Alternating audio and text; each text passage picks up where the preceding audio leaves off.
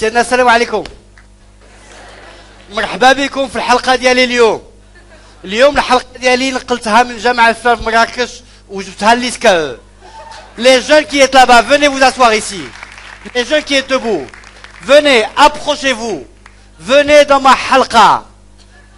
Venez dans ma halqa, vous ne trouverez nulle halqa pareille à travers le monde. Que vous alliez à la Joutiya de Casablanca, à la Joutiya de Rabat, à Jamal Fna, à Isfahan, Khorasan, Le Caire, vous ne trouverez pas de halqa pareil. Venez à ma halqa, je suis le continuateur d'une tradition de halaiqi du monde arabe et de l'Orient.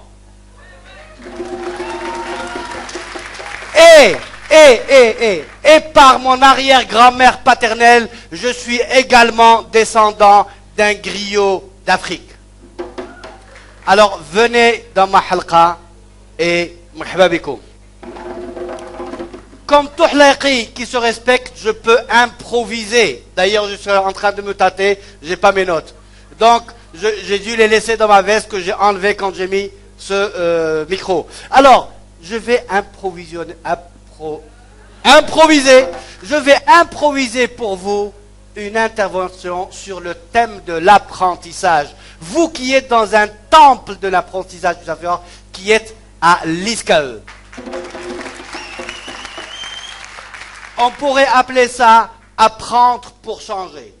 On pourrait appeler ça apprendre du berceau au... Merci les personnes âgées. Du berceau au tombeau. Les jeunes, vous ne connaissez pas ça, mais ça va viendre, comme dirait quelqu'un d'autre. Ça pourrait s'improviser, apprendre pour apprendre, tout simplement. Et quand je me mets dans ce thème-là, je me dis, moi qui aujourd'hui ai 56 ans, comment j'ai appris? Comment j'en suis là? Alors, aussi loin que mes souvenirs remontent, je me rappelle la cour de récréation. Je me rappelle que nous étions par deux avant de rentrer en classe. Je me rappelle que quand nous rentrions en classe, le muallim, la maîtresse, le stade nous disait « Ouvrez vos cartables et sortez vos cahiers, vos ustensiles, vos livres. » Et qu'est-ce qu'il en sortait d'abord? Une superbe miqlama. L'ancêtre de la trousse d'aujourd'hui, ça s'appelait le miqlama. Et pourquoi? Parce que dedans on mettait l'aqlam. Et de cette miqlama, il sortait des crayons, il sortait des équerres, il sortait des compas, il sortait surtout, la plume et le porte-plume. La plume sergent-major, ça s'appelait. Et comment nous écrivions? Eh bien, nous enfilions une plume dans un porte-plume, très fine pour le français, évasée pour l'arabe. Jusqu'à aujourd'hui, je ne comprends pas pourquoi. Mais il est vrai que les plumes affinées nous aidaient à mieux écrire en français et les plumes évasées nous aidaient à mieux écrire en arabe. Et donc, nous trempions nos plumes dans le plumier, dans l'encrier, où il y avait de l'encre violette. Là aussi, je ne sais pas pourquoi, mais c'était de l'encre violette. Toute l'astuce était de prendre juste ce qu'il fallait d'encre pour ne pas tacher son cahier. Sinon, nous avions des taches. Heureusement pour cela, il y a un produit qui n'existe plus aujourd'hui à ma connaissance. Ça s'appelait le papier buvard. Et donc, à l'aide du papier buvard, nous séchions nos taches d'encre sur le cahier. Et puis nous avions tous des taches d'encre violettes entre les doigts. Ces taches d'encre prouvaient que nous étions des écoliers, que chaque jour nous allions à l'école, que nous trempions nos plumes dans un encrier. Et c'était le signe distinctif de l'écolier. La plume était, pour l'écolier du temps, ce qu'est la souris pour l'internaute d'aujourd'hui. Et je dis bien la souris et pas le mulot, faites attention. La souris pour cliquer, aller chercher. Nous avions la plume. Donc nous trempions notre plume et nous écrivions. Nous avions aussi un autre produit qui a disparu, mais qui est excellent, duquel je garde d'excellents souvenirs, c'était l'ardoise. C'était l'ardoise. Et avec nos craies tabachik, nous écrivions les réponses sur les questions que nous posait le maître. Souvent, c'était des questions de calcul mental. Et donc, nous écrivions la réponse et nous levions l'ardoise au-dessus de la tête. Et le maître disait, toi, c'est bien, baissez votre ardoise, vous avez un bon résultat. Les autres, ils avaient le mauvais résultat, donc ils gardaient l'ardoise levée en haut, le temps de mettre le bonnet d'âne. Ça aussi, ça n'existe plus, mais c'était un outil pédagogique extrêmement motivant que de poudre. Alors, de l'ardoise, j'ai envie de partager avec vous une chose. Il y a 2 jours, je me suis offert à l'occasion de la fin de l'année une tablette, l'iPad 2. Dernier cri, Wi-Fi, Bluetooth et tout ça. Et vous savez pourquoi je l'ai acheté? Ce n'est pas un produit dont j'ai vraiment besoin. Mais c'était sur l'instigation de mon petit-fils, qui a 4 ans, et qui me dit, pas si dit l'iPad, et qui s'y connaît très bien. Et je compte apprendre à manipuler l'iPad sous l'enseignement de mon petit-fils. Vous vous rendez compte que l'iPad d'aujourd'hui est l'ancêtre de l'ardoise d'hier, comme la souris d'aujourd'hui est l'ancêtre de la plume d'avant-hier. Alors, la question va se poser, comment apprendre? Eh bien, jeunes demoiselles, jeunes messieurs, mesdames et messieurs, apprenez avec tout ce qui peut servir à apprendre. Que ce soit la plume, la souris, l'iPad ou l'ardoise, c'est des outils d'apprentissage. Apprenez surtout, avec vos cerveaux, votre cœur, l'ensemble de votre être. Apprenez en lisant. Apprenez en surfant sur Internet. Apprenez en observant le monde. Apprenez en modélisant. Apprenez en imitant, tout en évitant le copier-coller, c'est pas bon, ça n'apprend rien. Apprenez à apprendre. Et sachez que il y avait aussi des ancêtres à l'ardoise. C'était le louha, dial l'abside. Et l'ancêtre de la plume, le trisaïeul de la plume, c'était un petit morceau de roseau taillé qu'on trempait non pas dans l'encrier et l'encre violette, qu'on trempait dans un produit qu'on appelait smar. Donc, tous les moyens sont bons pour apprendre. Tous les chemins, nous dit-on, mènent à Rome. Mais vous savez bien, vous êtes en train d'apprendre que tous les chemins peuvent mener à l'apprentissage. Et j'ai envie de partager avec vous une expérience. J'ai une personne dans ma famille qui m'est très chère et qui, il y a 1 année ou 2, a fêté ses 85 ans. 85 ans, donc toute la famille est là, enfants, petits-enfants, arrière-petits-enfants, petits-neveux et tout ça, et tout le monde est allé de son cadeau à cette personne, à ce grand-père que nous aimons tous. Je lui ai offert un PC, une connexion Internet. Tous les autres étaient en train de rigoler de moi, mais Mouhsin, qu'est-ce que tu fais? Cette personne était à peine partie au MSID, l'ancêtre de l'école. Elle avait commencé à apprendre avec le louha, au smar. Et puis à l'indépendance du Maroc, il y avait une telle euphorie que cette personne a fait un peu d'alphabétisation fonctionnelle. Quoi faire avec le PC et la connexion Internet? Nous sommes allés à l'anniversaire, je lui ai offert mon PC et Internet. Devinez un peu les autres cadeaux, c'était la basse, le ham, le balghat, taguia, le bdatsla et tout ça. Et tout le monde me disait, mais qu'est-ce que c'est que cette histoire? Je leur ai dit, j'ai une idée derrière la tête. À la limite, si ce PC ne lui plaît pas, il va l'offrir à son arrière petit-fils. Et voilà, le tour est joué. Une semaine après, je reçois un coup de fil de mon parent, 85 ans. Allô, Mouhsin, je crois que là, اعطيني الميل ديالك. نعم الحاج، الميل. شنو هو الميل الحاج؟ الميل. ما فهمتنيش، شنو قصدك على هادشي هذا؟ لا والله ما فهمتك الحاج. الميل داك الشيء فاش كتكتبو وتصيفطو تصاو.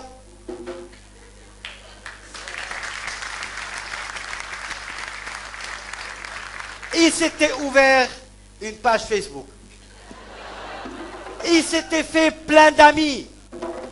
Et à valeur d'aujourd'hui, il est plus à jour de toutes les informations du monde que moi. Quand je vais voyager à l'étranger, il me téléphone, attention, tu vas téléphoner, couvre-toi, il fait de la pluie. Il fait froid, j'ai consulté la météo. Donc, apprendre rajeunit. Nous avons une maxime, je l'ai dit tout à l'heure en français, je vais le redire en arabe, et je vais vous demander de la répéter après moi. Utlubul ilma min al-mahdi. Bravo! Encore une fois. La pause, c'est dans 3 minutes. Allez-y. Utlubul ilma min al-mahdi ila al-lahd.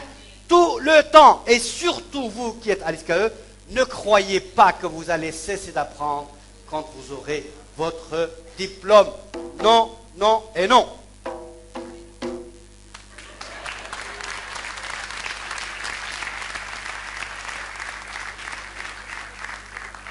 Comment apprendre et quoi apprendre? Et là, je vais vous raconter un vieux conte que ma grand-mère m'a raconté.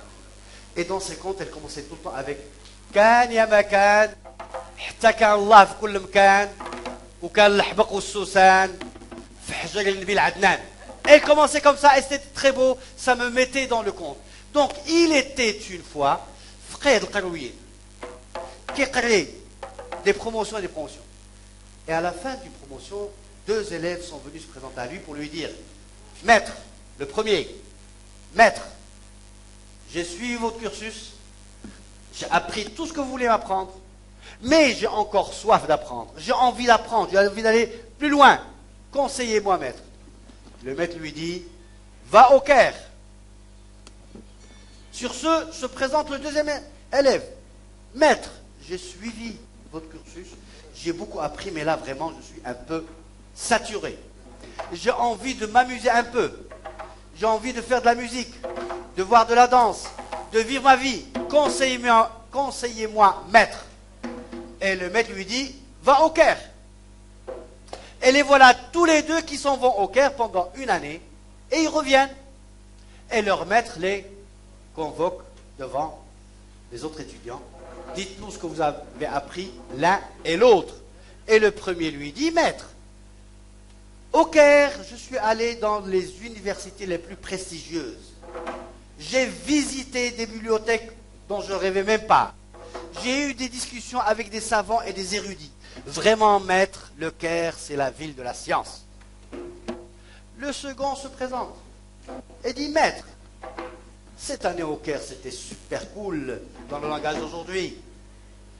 J'ai assisté aux galas de musique les plus somptueux. J'ai été dans des cabarets les mieux décorés du monde. J'ai assisté à des danses très harmonieuses. J'ai bu de ces vins, maître, mais alors là, je ne vous dis pas. Vraiment, maître, le Caire est la ville de tous les plaisirs.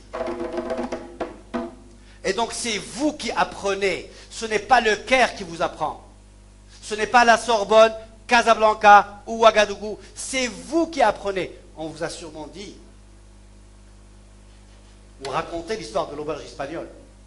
Moi, je vous parle de l'histoire de l'auberge Kairote, ou Fassi, ou Dakarienne. C'est votre propre auberge à vous. Là, nous arrive à notre précepte. تعلم الأشياء خير من جهلها ولو كانت Merci beaucoup. ولو كانت حراما. تعلم الأشياء خير من جهلها ولو كانت حراما. Il faut apprendre. Et ne vous dites jamais que j'ai fini, j'ai appris tout. Et là, je vais faire appel à un autre Maxime, j'ai Momo qui connaît tout ça très bien. وَمَا أُوتِيتُم مِّنَ الْعِلْمِ إِلَّا Merci, vous la connaissez. إِلَّا قَلِيلًا وَمَا أُوتِيتُم مِّنَ الْعِلْمِ إِلَّا قَلِيلًا. Alors toute la question va se poser sur ce qalila. Vous ne recitez de la science que très peu. Alors c'est quoi ce très peu? Comment on peut le quantifier? Et là je vais faire appel à un autre conte. كان يا ما كان احتكى الله في كل زمان وكان الحبق والسوسان في حجر النبي العدنان. Un maître soufi et son disciple. Et le disciple se posait tout le temps la question, maître, ce qalila c'est combien? Donnez-moi un pourcentage. Et le maître ne répondait pas. Et un beau jour, ils étaient là, à marcher tout au long de la plage. Et ils voient ce spectacle courant, celui d'un petit oiseau qui plonge dans la mer, qui prend une goutte d'eau et qui s'en va. Et le maître qui dit à son disciple, voici le petit Qalila que vous citez. C'est cette petite goutte d'eau qu'a récupéré cet oiseau par rapport à toute l'étendue de l'océan. Il y a toujours à apprendre. Maintenant, il va rester une question. Laquelle me direz-vous? Apprendre pourquoi? Eh bien, c'est surtout pas apprendre pour apprendre. C'est apprendre pour changer. Apprendre pour changer le monde. Apprendre pour avancer. Et on ne peut pas apprendre sans partager. La seule denrée dans le monde qu'on ne perd pas en partageant, c'est une information. C'est un savoir. Si vous partagez une idée, vous ne la perdez pas, vous la gardez chez vous. Vous avez même le risque que la personne avec laquelle vous l'avez partagée l'enrichisse. Contrairement au fait que si vous donnez 100 dirhams à quelqu'un, il sort de votre poche, c'est 100 dirhams, il rentre dans la poche de l'autre, et voilà. Vous avez perdu 100 dirhams, il a gagné 100 dirhams. Vous lui donnez une information, vous n'avez rien perdu. Vous gardez l'information et il a une information. C'est le seul domaine où le partage multiplie ce que nous possédons plutôt que de le diviser. Alors vous, qui êtes sur les réseaux sociaux, appropriez-les-vous, occupez-les, envahissez-les, je dirais. Faites-en un lieu de savoir et un lieu de partage du savoir. C'est une grande force que vous avez en vous, ne l'abandonnez pas. Soyez les continuateurs de l'ouha, de l'ardoise, de la plume, de la souris, de l'iPad, et projetez-vous dans l'avenir. Imaginez un TEDx dans 50 ans, ici même dans cette salle. Peut-être que l'un des conférenciers, qui sera mon petit-fils ou votre petit-fils, dira: moi, vous savez, quand j'ai commencé à apprendre, c'était avec l'iPad 2. Est-ce que vous savez ce que c'est que l'iPad 2? Et dans la salle, les gens diront: on ne sait pas ce que c'est que l'iPad 2. Qu'est-ce que c'est que ça? Et c'est pour cela que la vie est belle et que la vie mérite d'être vécue en apprenant. Et là, j'ai forcément besoin de mes notes. Je vais juste aller les récupérer parce qu'il y a quelque chose que je voudrais partager avec vous. Je les ai ici, je les avais oubliés là. Alors, moi qui ai appris selon ces méthodes que j'ai partagées avec vous, je me suis posé la question à l'âge de 55 ans, c'est-à-dire il y a plus d'une année, et je me suis dit: mais écoute, Mohsin, tu as 55 ans, peut-être que c'est fini d'apprendre. Tu sais peut-être pas mal de choses. Et là, je me suis fait un cadeau. C'était pas la plume, c'était pas l'ardoise, c'était pas l'iPad non plus, c'était aucun gadget. Je me suis offert à l'occasion de mes 55 ans un poème que j'ai envie de partager avec vous. هل بعد الخامسة والخمسين ألهو وألعب بلى وأغني وأرقص وأطرب سأدرس أتعلم وأرغب سأخشى وأخاف وأرتعب سأنجح أتفوق وأرسب سأمشي وأسقط وأحبو سأكتشف أتعرف وأصبو بعد الخامسة والخمسين سأنطلق أشعر وأكتب سأرسم أصور وأرتب بعد الخامسة والخمسين سأضحك أبكي وأنتحب سأصاحب أهجر وأرأب سأحاج أباهر وأطنب بعد الخامسة والخمسين سأهاجم وأدافع وأهرب سأقول سأسكت وأقب. هذه بالدرجة. لأنني بعد الخامسة والخمسين لا زلت أعزائي لا زلت بينكم على قيد الحياة أحيا أتعلم وأحب. Je vous aime tous.